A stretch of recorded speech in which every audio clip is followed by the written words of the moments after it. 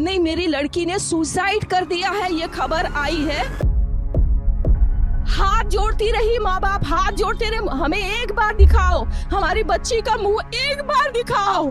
हमको नहीं दिखाया गया। But the horrific Kolkata rape and murder of a junior doctor was found dead inside a government-run medical college and hospital's seminar hall in Kolkata. बच्ची का शरीर में कोई कपड़ा नहीं था, पैर दोनों राइट एंगल में मिला गया।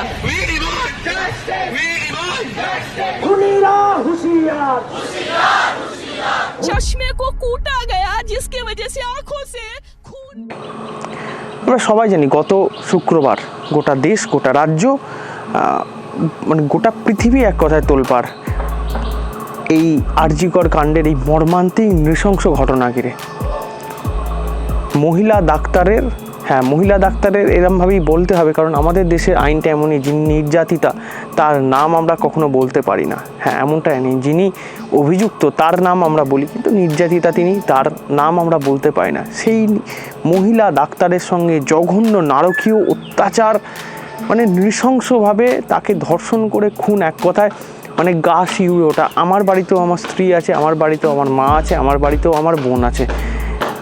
আমার তো শরীর শিউরে উঠছে, আমার তো মানে কপাল চিন্তায় কপালের মানে কুঁচকে যাচ্ছে, এমন এই জঘন্য ঘটনা হয়ে উত্তাল রাজ্য, উত্তাল দেশ, সাধারণ মানুষও উত্তাল। বিচার চাই, জাস্টিস ফর আরজিকর। হ্যাঁ, বিচার তো অবশ্যই চাই।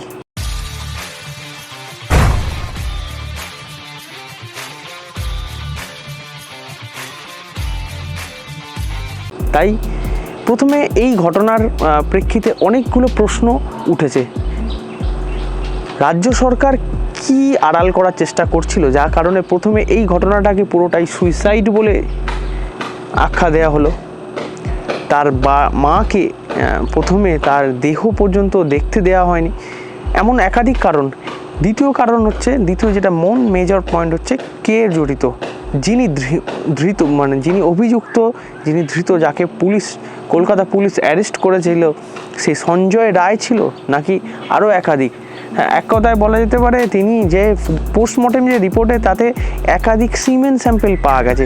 যদি একাধিক সিমেন স্যাম্পেল পাওয়া গিয়ে থাকে, তাহলে একটা ব্যক্তির পক্ষে কি সম্ভব? নিশ্চয়ই সম্ভব নয়। তো যাই হোক, এই ঘটনা প্রবাহ চক্রে কেস ইনভেস্টিগেশন গেল সিবিআই হাতে। সিবিআই ইনভেস্টিগেশন যাওয়ার আগে একটা মানে ঘটনা যেটা সবাইকে আর সবার মনে আরও সন্দেহের দানা বাঁধিয়ে দিল, সেটা হচ্ছে ওই আরজিকর কলেজের যে প্রিন্সিপাল, যে অধ্যক্ষ, সেই সন্দীপ ঘোষকে ক্যালকাটা ন্যাশনাল মেডিকেল কলেজ সিএনএমসিতে ট্রান্সফার করে দিল।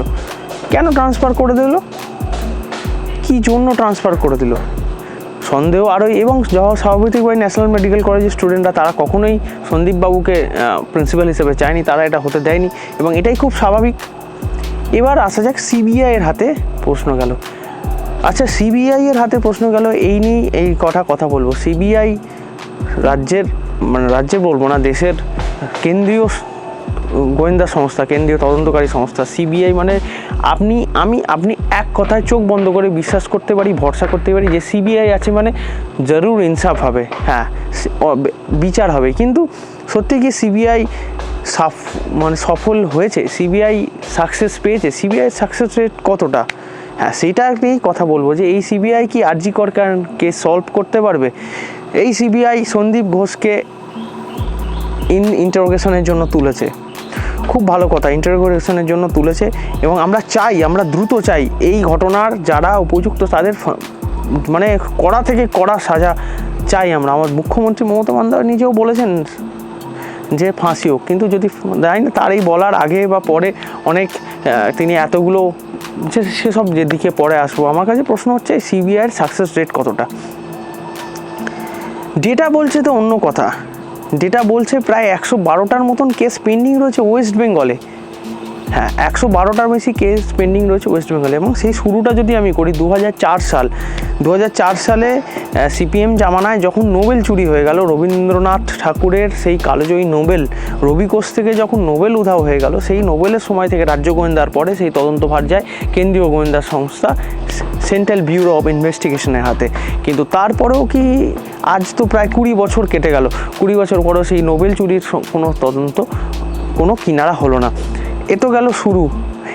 এই সিবিআই দেখিয়েছে যে সিবিআইয়ের 23% ম্যান শর্টেজ রয়েছে, ম্যান পাওয়ার শর্টেজ রয়েছে। এত প্রেশার সিবিআই ইনভেস্টিগেশনে একের পর এক আদালত থেকে, বিভিন্ন রাজ্যের আদালত থেকে, কখনো দেশের সর্বোচ্চ আদালত, কখনো রাজ্যের আদালত থেকে শুরু করে সিবিআই তদন্ত। এই সিবিআই তদন্তের হাতে এত প্রেশার পড়ে গেছে যে তাদের 23% ম্যান পাওয়ার শর্টেজ রয়েছে। তার মানেই ভাবুন যে কতটা লেভেলের প্রেশার। এবং শুধু তো আমাদের রাজ্যের কথাই, যেটা আমি বারবার বলছি, পরিসংখ্যান ডেটা বলছে যে ওয়েস্ট বেঙ্গলে প্রায় 112টা, লাস্ট 20 বছরে 112টার বেশি কেস পেন্ডিং। এই 2004-এর নোবেল চুরি থেকে, তারপরে নন্দীগ্রাম, তারপরে তাপসী মালিক থেকে শুরু করে একের পর এক ঘটনা যত রাজ্যতে ঘটেছে সব তদন্তভার গিয়েছে সিবিআইয়ের হাতে। এবং 2011-র পালাবদলের পরে নারদাকাণ্ড, সারদাকাণ্ড, সবেতেই একই ঘটনা। এখনো পর্যন্ত কিন্তু বিচার হয়নি মানে সুরাহা মেলেনি, কেস সলভ হয়নি। শুধু নারদা সারদা কেন, হালের সন্দেশখালি কিংবা ধরুন কয়লা চুরি তদন্ত, গরু পাচার তদন্ত, সবেতেই এবং প্রাথমিক শিক্ষক নিয়োগ দুর্নীতি, প্রত্যেকটাতে ইডির সঙ্গে সিবিআই প্রত্যেককেই তদন্ত করছে। কিন্তু সিবিআই সাকসেস রেট কোথায়? হ্যাঁ, চার্জশিট করে ইন্টারোগেশনের জন্য একজনকে অ্যাকিউজডকে তার রাখা, কিন্তু কেস ক্লোজ করে তার এগেনস্টে চার্জশিট ফাইল করা, দিস ইজ সামথিং এখনও পর্যন্ত যেটা সিবিআইয়ের সেই সাকসেস রেটটা কিন্তু এখনও পর্যন্ত অনেকটাই কম। কিন্তু তবুও সাধারণ মানুষ, আপনি সবাই আস্থা করি সিবিআই তদন্ত। আজকে হ্যাঁ, একটা পয়েন্ট আমি মিস করে গেলাম, আনিস খান ডেথ, তাতেও সিবিআই তদন্ত, সেটারও কিন্তু এখনও পর্যন্ত কোনো কিনারা হয়নি।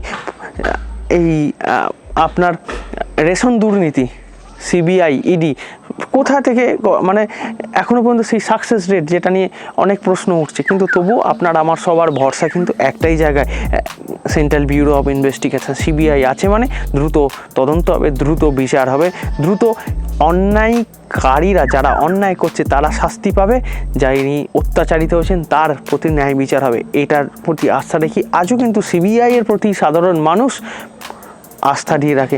আমরাও অপেক্ষা করে আছি এই জঘন্যতম ঘটনার সবথেকে কঠিন সাজা দেওয়া হোক, এবং সিবিআই অন্তত এইবারে তাদের সাকসেস রেটটাকে ব্রেক করে দেখা।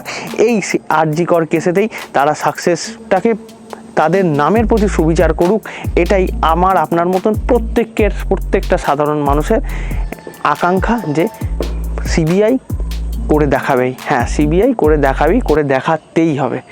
আর এক্সপ্লেনার উজ্জ্বলের সঙ্গে থাকতে হবে, পাশে থাকতে হবে, চ্যানেলটাকে লাইক, কমেন্ট এবং সাবস্ক্রাইব করে রাখতে হবে। দেখা হচ্ছে এমনই একটা পরের কোনো ভিডিওতে।